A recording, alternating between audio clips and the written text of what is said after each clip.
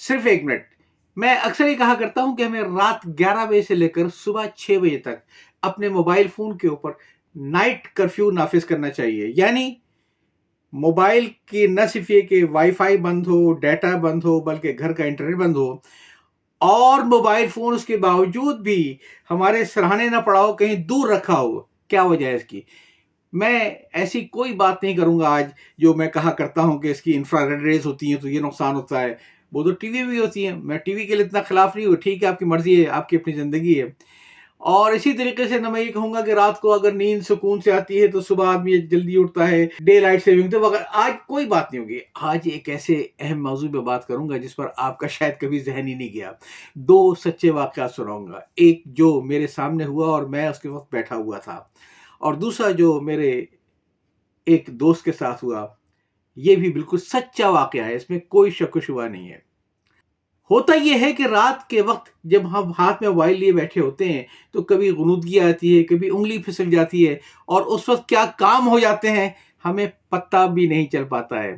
ایک بار ایسا ہوا کہ ایک گروپ میں اتفاق سے اس وقت میل سرچ کر رہا تھا، تو ایک صاحب جن کو گروپ کے تمام ممبران جانتے تھے کہ بہت ہی معزز شخص تھے، بہت ہی سینئر تھے، ان کی طرف سے اچانک قابل اعتراض تصاویر اور چھوٹے چھوٹے کلپس آنے شروع ہو گئے.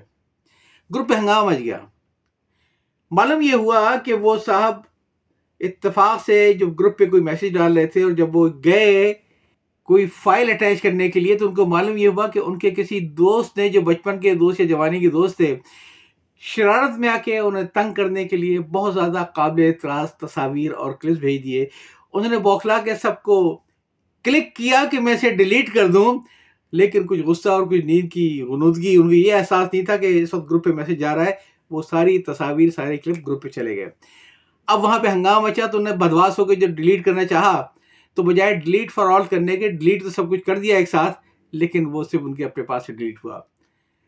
اس دور میں کوئی ایڈمن کے پاس اختیار بھی نہیں تھا کہ اس کو ڈیلیٹ کر سکتا، لہٰذا ان کے اور کچھ سمجھ نہیں آیا تو انہیں بدواسی کے عالم میں گروپ ہی چھوڑ دیا، اور وہاں پہ ایک خاصا ہنگامہ رہا.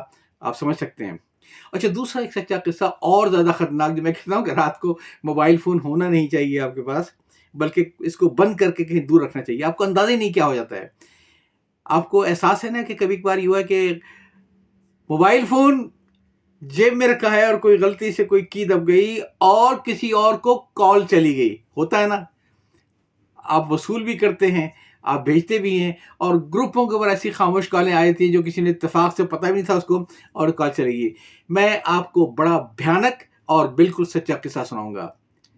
یہ قصہ میرے ایک دوست نے مجھے سنایا تھا، اور انہوں نے بتایا یہ کہ جب وہ صبح سو کے اٹھے تو معلوم ہوا کہ ان کے کسی دوست کی ایک طویل آڈیو میسج آیا ہوا تھا. تو دوست بھی کیا تھے کہ ان کے اپنے کاروباری تعلقات تھے، کوئی آپس میں کوئی بے تکلفی بھی نہیں تھی. تو انہیں بڑی حیرت ہوئی کہ یہ رات گئے اتنا طویل آڈیو میسج کس لیے. وہ کہتے ہیں کہ میں نے تھوڑا سا میسج سنا تو میرے کان سرخ ہو گئے، میں نے فوری طور پہ وہ میسج ڈیلیٹ کر دیا اپنے پاس سے. موبائل فون تکیے کے نیچے رہ گیا تھا، اور اتفاق سے کوئی کی ایسی پریس ہوئی کہ آڈیو میسج میرے اس دوست کے پاس آنا شروع ہو گیا. وہ 20-25 منٹ کی میاں بیوی کی خلوت کی گفتگو تھی جو اتفاق سے دوسرے کے پاس چلی گئی. آپ سمجھ سکتے ہیں. شکر کیجئے کہ وہ ویڈیو نہیں تھی، لیکن اگر ویڈیو نہیں تھی تبھی آڈیو اتنی خطرناک تھی کہ سننے والے نے سنتے ہی اس کو فوری طور پر ڈیلیٹ کر دیا.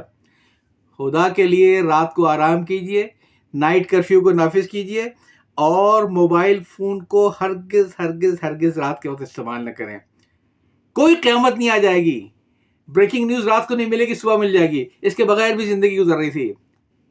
بند کریں اپنے موبائل فون کو رات 11 بجے سے لے کر صبح 6 بجے تک. جینے کے قرینے کی پلے لسٹ میں موجود باقی کلپس آپ کو پسند آئے تو اسے شیئر کرنا نہ بھولیے گا، تاکہ یہ تو ایک پیغام ہے جو میں چاہتا ہوں کہ دوسروں تک پہنچے. یا چاہتا ہوں. اللہ